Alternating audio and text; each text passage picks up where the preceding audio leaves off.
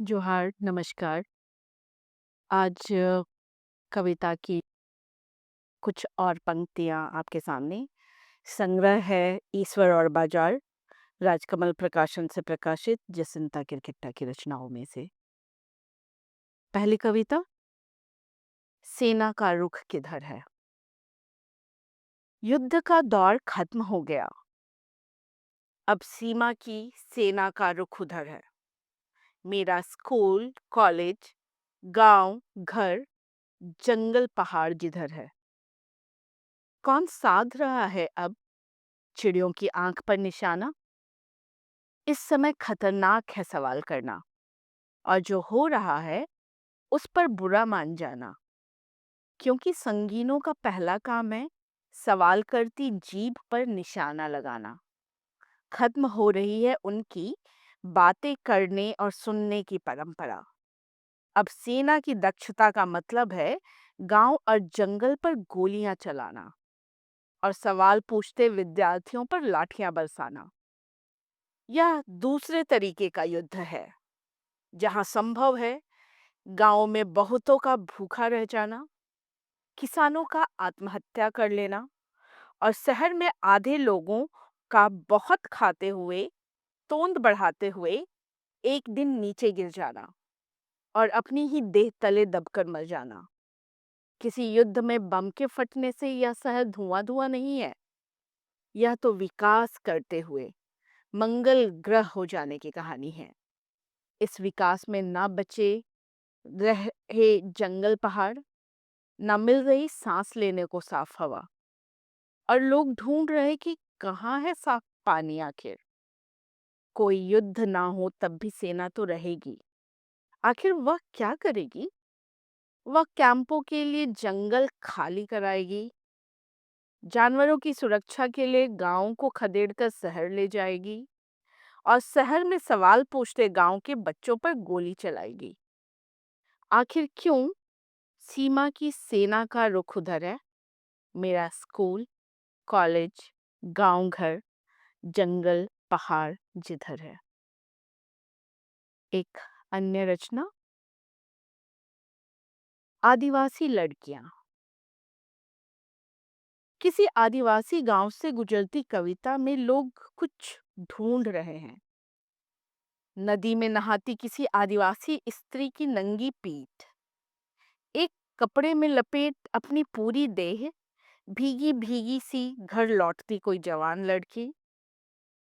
कुछ ढूंढ रहे कविता में अब गोटुल, धुमकुड़िया, गिट्टी ओढ़ा और आग के इर्द गिर्द रात भर नाचते लोग। पीली रोशनी में सोने सा चमकता सीना और चिंगारी सी कोई अल्हड़ हंसी।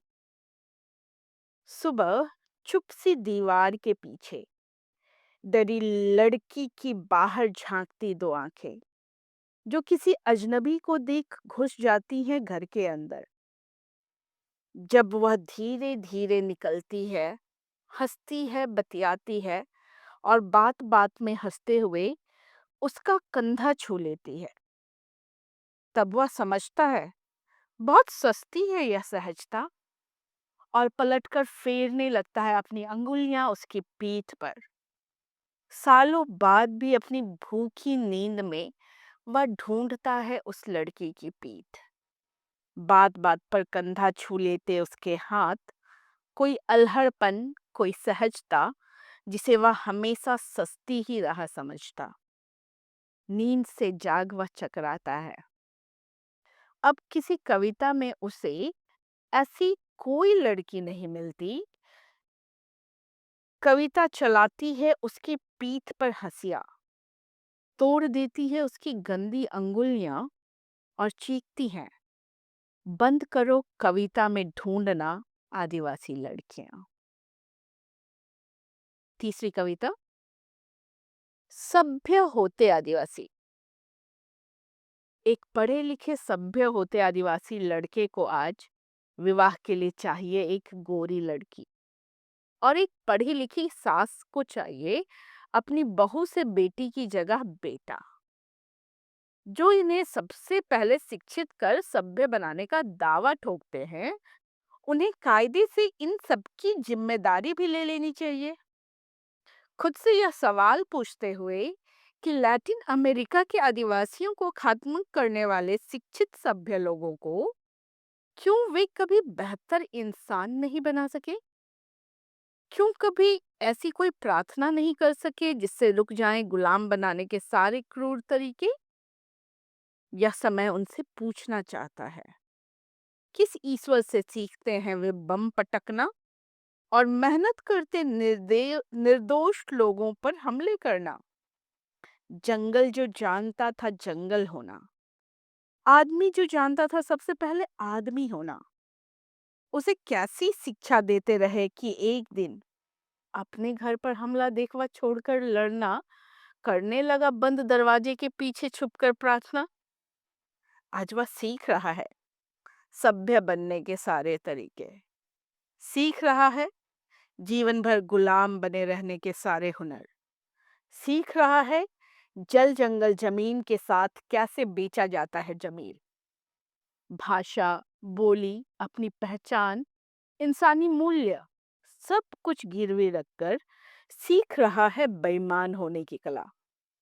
उसका सीखना और शिक्षित होना जारी है, और जारी है सभ्य होते हुए अपने आदमीपन से एक कदम और नीचे गिरने का सिलसिला। एक अन्य रचना, शिकार जारी है। शुरुआत में वे जंगल में घुसकर हिरणों का शिकार करते थे और लौटकर अपने बच्चों को बताते थे शिकार मारने के सारे तरीके। मगर बच्चों को हिरन पसंद थे।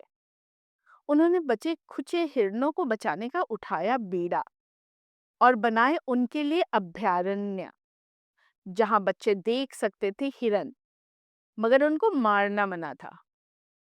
दुनिया के इस छोर से उस छोर तक पहले ऐसा ही शिकार उन्होंने इतिहास पर घोड़े दौड़ाते हुए जंगल के आदमियों का किया, और शिकार मारने का सारा हुनर विरासत में सौंप गए पीढ़ियों को।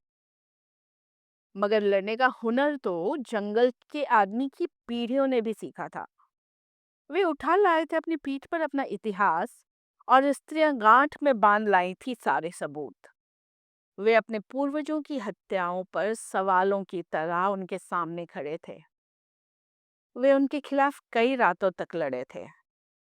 लड़ते लड़ते ही बनाई थी जंगल के आदमियों ने भी अपने लिए कुछ सुरक्षित जगह संविधान में, जहां उनके जीवन में दखल देना मना था। मगर चालाक लोग धीरे धीरे रोज फांदाने लगे नियमों की सारी दीवारें, और करने लगे नए तरीकों से उनका शिकार।